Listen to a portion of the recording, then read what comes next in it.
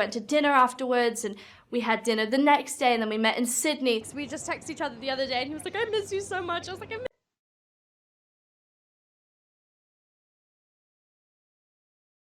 Gang, I think she just turned like 18 a few years ago. Hold on, let me look this up. Oh, heck no. Oh, yeah. Get him up out of there. miss you more. What advice does he give you? Like, what does he say? About boys. He helps me. What? Yeah. He's great. He's wonderful. I love him. What's his advice with boys? It's in the text messages. It keeps getting worse.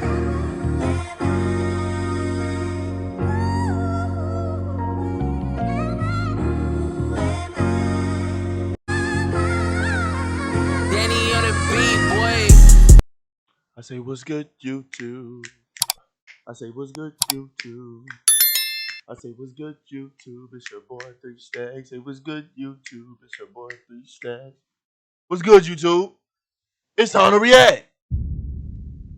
But today, we have a video titled, Drake just lost everything.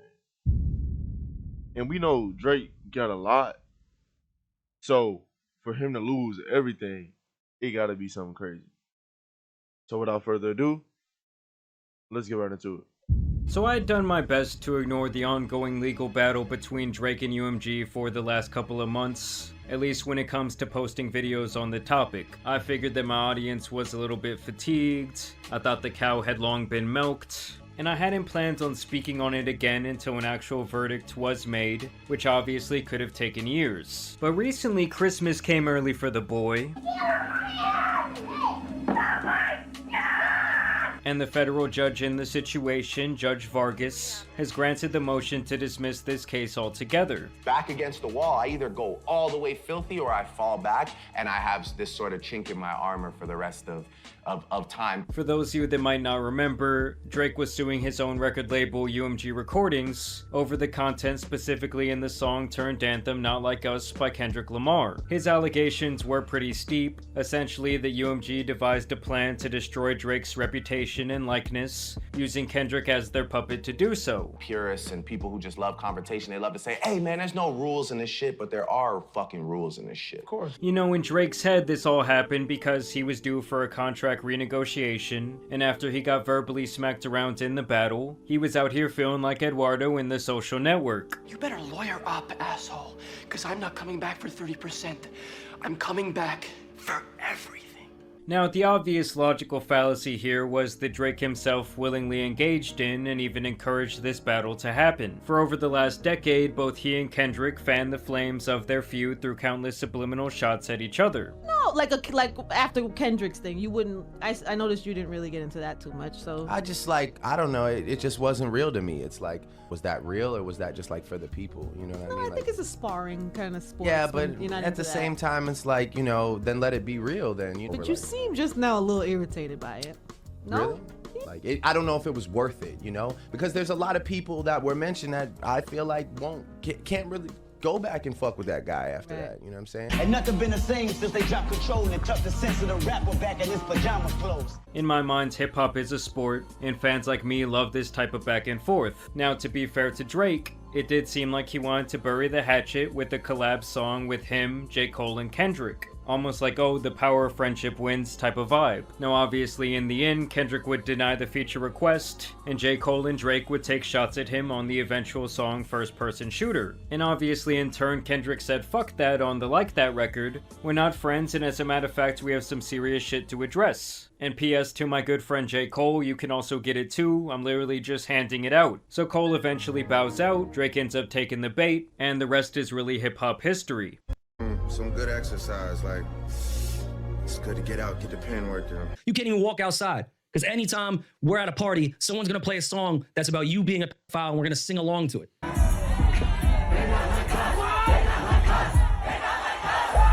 Now obviously, I ain't gonna lie, that kind of sucked though, like, bro, the song catchy and everything, but that Joan really was over here calling Drake an EDP. Like, gang, like, that's insane, gang. That's insane. His reputation did take a massive hit. I mean, people of all ages were out here dancing to a song calling him a PDF.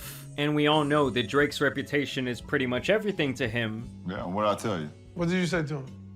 You said that I can never let you down. And after being embarrassed for the last year, whether it be at the Grammys or the Super Bowl, where all of his peers were there to point and laugh at the show, I'm sure that all really made his blood boil, and so he in turn pulled the biggest Karen move in hip-hop history. Drake filed a lawsuit for defamation against Universal Music Group. And I think it made the whole Not Like Us discourse linger much longer by filing this suit. He says the UMG planned and illegally promoted this diss record to destroy his reputation, claiming they used bots and radio payola to shoot this song up the charts and make it more popular than it already would have been. He also claimed that this record was defamatory in nature and that it could potentially cause him physical harm. Keep in mind that's after years of him acting like some sort of mob boss. And he even went as far as to claim that UMG should not have distributed Not Like Us in the first place. Which is awfully ironic considering he championed a petition just a couple of years ago to not allow lyrics to be used in court. And let's be honest, the guy has dissed dozens of rappers and other entities throughout the course of his career, obviously posting those songs on the very same platforms and profiting in the millions of dollars.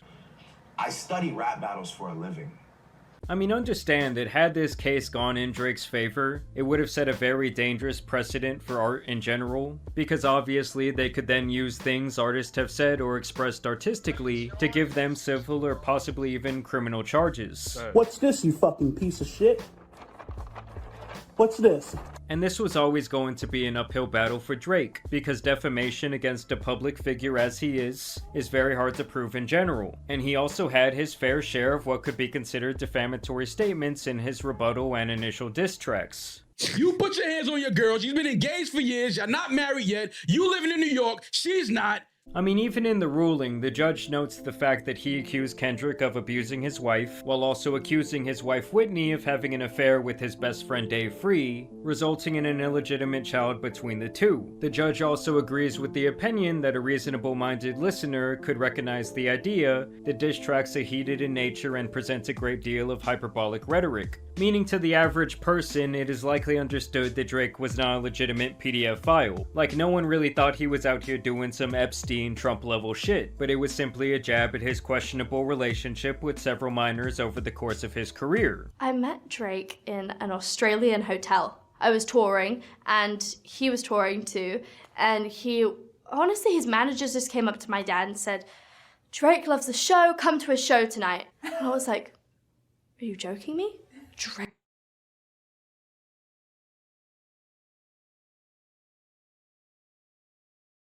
Yeah, y'all know what he was trying to do. Like get some of that Millie Bobby Brown.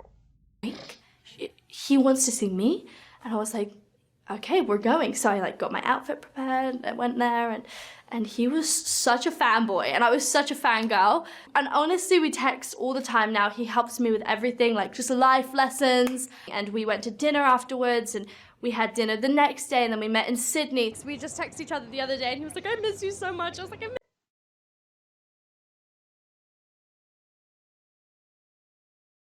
Gang, I think she just turned like 18 a few years ago. Hold on, let me look this up. Oh, heck no. Oh yeah, get him up out of there. Miss you more. What advice does he give you? Like, what does he say? About boys. He helps me. What? Yeah. He's great. He's wonderful. I love him. What's his advice with boys? You know, in the text messages. It keeps getting I mean, worse. His weird friendship with an at the time 13-year-old Millie Bobby Brown is literally found within this paperwork. Also, a big key here in the dismissal was that matters of opinion cannot be considered defamation, and that the average-minded person should be able to consider the source when it comes to factual versus opinion-based statements. Like, you aren't going to take the words of a comedian or a podcaster the same as you would a legitimate journalistic source. At least you shouldn't, that is, but we know in 2025, a lot of people live and die based on what, podcasters say. Because he said you have an illegitimate daughter, you groom women, and then Drake's comeback was, "I don't have an 11-year-old daughter," and Brian said, "Hey bro, address the other shit." And I feel like where things really started getting weird for Drake is when he requested to see Kendrick's business contract between him and UMG, and he also requested any information they may have when it comes to his biological relationship with his children, and of course Dave Free. Basically, to me, this all screamed that it was not going very well for him, and he wanted to get any ammunition he could during the discovery process so he could try and use that against Kendrick in the future. I also think this lawsuit for him was really about saving face, trying to change the public narrative and also save his reputation. And in the end, sadly, I think it just made his L like that much worse. You know what they is, man? Fuck. Fuck all y'all pussies, man. For real, man. I see y'all boys outside when I see y'all, man. For real, man. On some real shit outside, some body shit, man. I'm gonna see y'all boys when I see y'all, man. For real, you know, I got hope.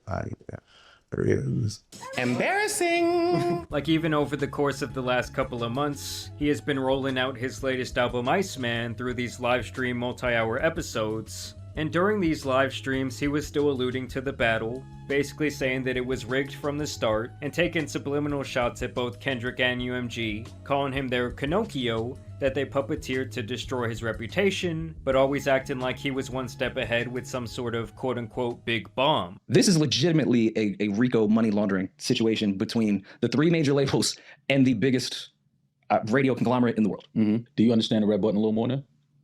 Oh, Drake's lawsuit certainly added to this. And it's funny that his biggest fans acted like he was out here playing 4D chess, while all along the guy was out here playing Candyland. And the promise of this red button for the last year, that obviously never came, made some of them very angry.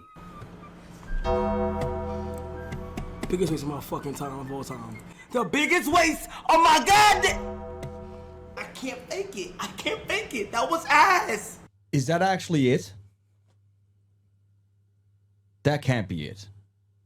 Please don't tell me that was it, bro. No button pressed. No button.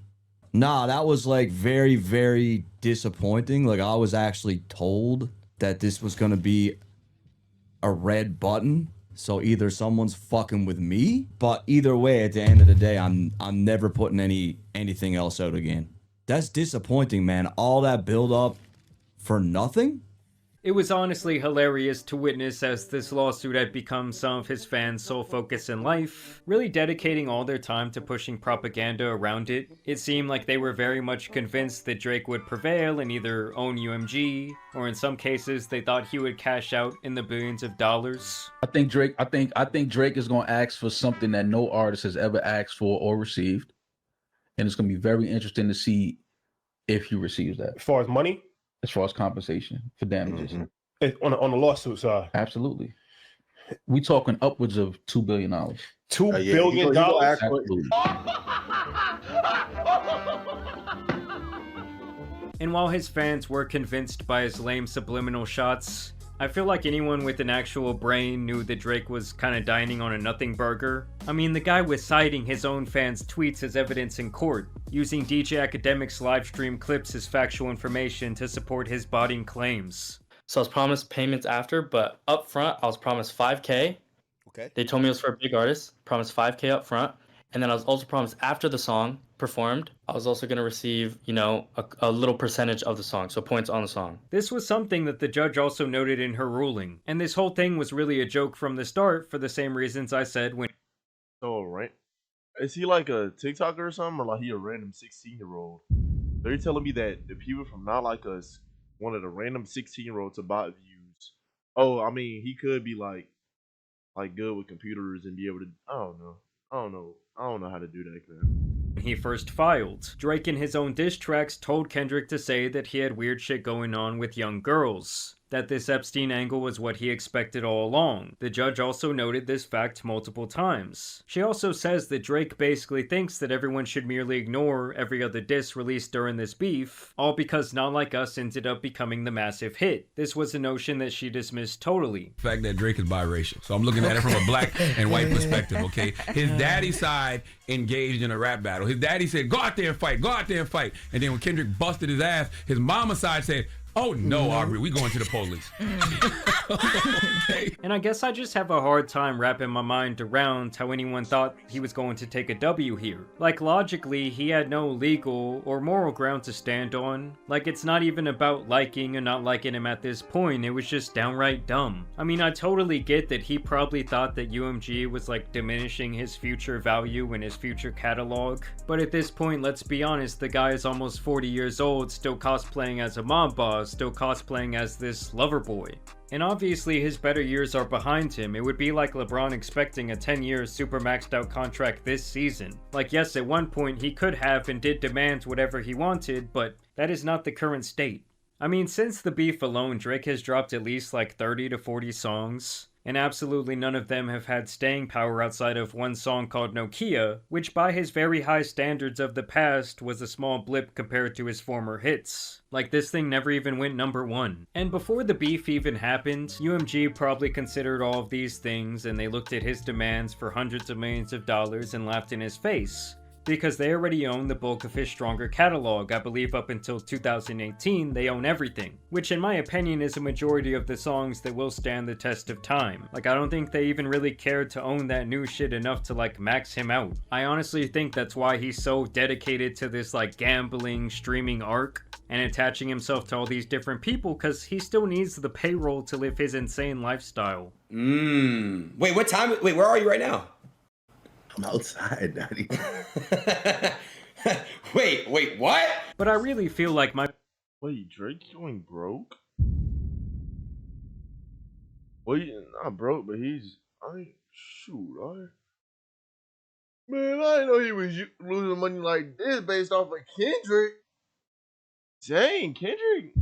The point from a year ago still stands. I really think all Drake had to do was go away, make the fans and really the general public, like the more common consumer, miss him for a couple of months, and just come out and drop a polished, great record with a couple of singles. No cap. Really proving that he could still make hits like, oh yeah, you might have knocked me out, but I'm still standing, I'm still doing my thing, I'm still strong. But instead, I feel like he's done everything to be in everyone's face. If you had a superhero name, what would it be?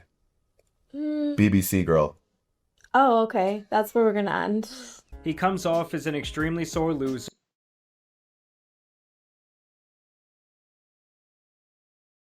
That's OC. He's out here trying to change the narrative every day, and in turn, he's really continued the Not Like Us narrative past when most people would even truly care anymore. It's like if you got your ass beat in front of everyone, and you keep coming back to school day after day claiming that it never happened, that you would have won if you didn't slip at the wrong moment and get caught with that right hook. And now honestly, who even knows where this Iceman album rollout will go, because it has been so predicated on the idea that he is set for a big win against UMG, as if he represents and will expose the truth amongst a bunch of lies. And now that his entire case has been thrown out, I feel like it once again just makes the whole thing look pointless, like his fans are still waiting for this red button that is never going to come. I mean, I really just think it was the ultimate Karen move to do this lawsuit. I did kind of see it as an attack on artistic expression, that's why I was never really with it. And now I think he will just have this strange relationship with UMG, who obviously holds all the cards at this point, and was ironically boosting the shit out of his music for the last 15 years. Drake has a rich baby daddy named Lucien and Universal. Wow. He's like, you know, like, man, my daddy got it. You know what I'm saying? It's like, my daddy controlled the spins. My daddy got the DSPs. My daddy. Drake has a rich baby daddy. But either way, I want to know down below what you guys think about this verdict. I really think the guy's ego was just beyond damaged, and this was like the only route that he saw to kind of like save face or shift the narrative. But now it's once again just totally backfired on him. Either way, I want to thank you guys for watching today's video, dropping a like and subscribing, but as you guys know, it's been your boy the Tan Superman, and some other failing lawsuits out here need to be covered, so I'm out. But man, bro, I ain't gonna lie, Drake really did it to himself, gang. Like, there's so many things that Drake went about it. Like, how you gonna be in a rap beef, and then when y'all really start beefing, you gonna sue him? Cause gang, if you won, you wouldn't have sued him. I'm just saying, but. So like, I really think it's more of a money grab, cause he's like, oh, that's my final effort to get my get back because he beat me and he called me a PDF file. Gang. Especially that Millie Bobby Brown stuff. But I ain't gonna say too much. But without further ado, It's your boy 3 Stacks. I'm gonna keep it 3,000. I want y'all to like, share, subscribe. I thank y'all for watching the video with me. And on to the next one. Peace. I got big packs coming on the way. I got big stacks coming out to save. I got Lil Max with me, he the way. It's a big gap between us and the game. In the next life, I'm trying to stay paid. When I die, put my money in the